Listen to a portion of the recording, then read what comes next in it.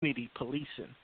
And recently formed a company, Truett Services, in which we do consulting and seminars and things of that nature, and just formed the company to get awareness out into the community along these lines.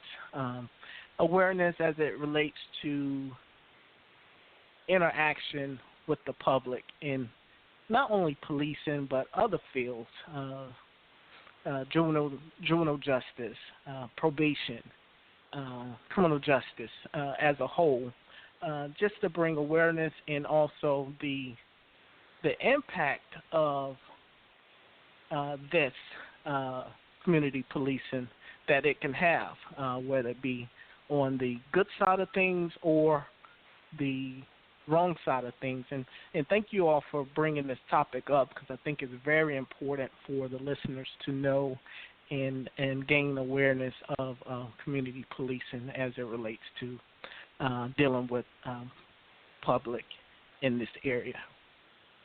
And what do you think are some of the things that people don't necessarily understand about the police and everything? I know that it seems to me, like I mentioned earlier, that I remember growing up, and I'm in my late 50s now, that, you know, there was always that stereotype that the police was the person that you would go to in terms of, like, getting help in society, whether that was, and there were others as well. There was a family doctor. There were people of that nature. But now it seems like a lot of our youth are having almost like this tension between the police, and part of that is because of some bad incidences that have happened in the police force, whether that's been here in North Carolina or around the nation and everything. But what are some of the misconceptions that you've run across, and how are you fighting against those misconceptions and finding ways to get people to understand that police are actually there for their benefit? Yes. In dealing with community policing in my work, I think first and foremost, what drives effective community policing is the culture and the climate of a particular organization. That culture and climate rolls downhill in terms of leadership, in terms of community, in terms of citizens. And that in that climate, if it's a positive climate within an organization, I think you will get positive results in the community policing aspect. And you're exactly right. I think the community is hurting right now with some interactions, and this is what the awareness is all about, bringing awareness. Police officers,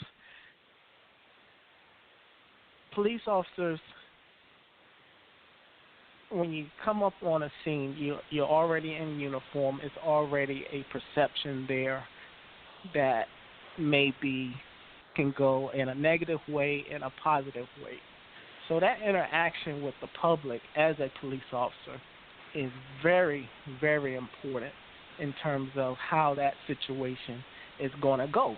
And that can be from response to verbal communication to active listening. And these areas, these small little areas dictate how a situation can go. Because as we know as law enforcement officers, things can go from bad to worse in a drop of a hat. So that interaction with the public is critical when you come up on a scene. Safety is first priority in any situation. Once that safety is once everybody is safe in that aspect, the communication and the effect of that outcome can then be reached. So in community policing, there's several different aspects of community policing: partnerships, organization, personnel, training, problem solving. And the United States Department of Justice have outlined a detailed report of community policing as it relates to these various topics. And again, I think it's pretty much black and it's not a hard situation to digest. It's just a matter of doing, what's right from the law enforcement standpoint as well as the citizen standpoint. Yeah, because I know that when we've seen bad things happen, it seems like the folks have made decisions that in the public's eye, they might have made decisions that they felt were rash decisions or quick decisions. But as my cousin, who is a GBI officer, has pointed out to me on several occasions, we oftentimes don't know all of what had happened before those incidences and everything. And I know that part of community policing that some people are backing is the warning of the cameras on the police officers and things of that nature, but so that the citizens themselves can have an idea of what is happening when these stops are happening. But I do know that even in some of the famous cases that my cousin, like I said, Jonathan Spurlock, who's a GBI officer, he pointed out to me that we don't always know the fine details of what had happened when these officers may have taken down somebody and either killed them or severely injured them. Correct, and I'm definitely a fan of body cameras. I think that body cameras gains a sense of the story of what happens in an incident from a procedural standpoint, from a policy standpoint, and also from a legal standpoint. That body camera will tell the story of the interactions of the citizen as well as the law enforcement officer. Getting back to your earlier comment about the perception of police officers and the public. Again, I think the situation is just a matter, as I mentioned before, that officer following policy, following procedure, following his training, and developing that on scene and also within organization as well in terms of a leadership standpoint. And that culture and that climate, again, dictates how an organization is ran as it relates to training and problem solving, identifying problems, analyzing the problems, responding to the problems, and assessing certain situations. And I don't know if Al's back on the call or not, but I'm hoping that Dean will let me know if he is. But when you dealt with youth and everything, how have you? What kind of ways have you found to get the youth to have a more positive attitude towards police? Because it does seem to me that in our current climate, that there does seem to be more tension between our African American youth and the police than there might have been historically.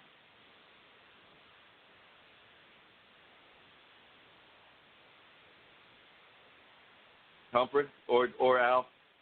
Yes, speaking. I'm here. All right.